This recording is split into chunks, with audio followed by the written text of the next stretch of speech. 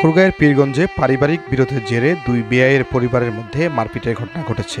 ঘটনার সময় শলিরাম নামে এক ব্যক্তির মৃত্যু হয়েছে বলে অভিযোগ পাওয়া গেছে।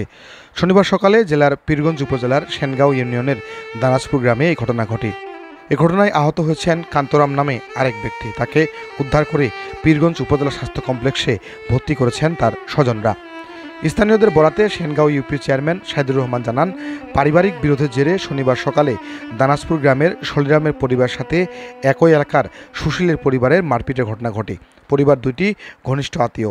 ঘটনার এক পর্যায়ে শলিরাম মাটিতে লুটিয়ে পড়লে ঘটনাস্থলে তার মৃত্যু হয়। অন্যদিকে কান্ত নামে আরও একজন আহত হলে তাকে উদ্ধার করে পীরগঞ্জ উপজেলা স্বাস্থ্য কমপ্লেক্সে ভর্তি করে স্বজনরা।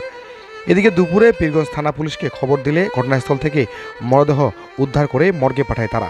পীরগঞ্জ থানার ওসি খায়রুল আলম জানান, মরদেহর প্রাথমিক সুরতাল তৈরির পর ময়নাতদন্তের জন্য ঠাকুরগাঁ আধুনিক সদর হাসপাতালের মর্গে পাঠানো হয়েছে। এ ঘটনায় মামলা হয়েছে, ঘটনাটি তদন্ত করছে পুলিশ।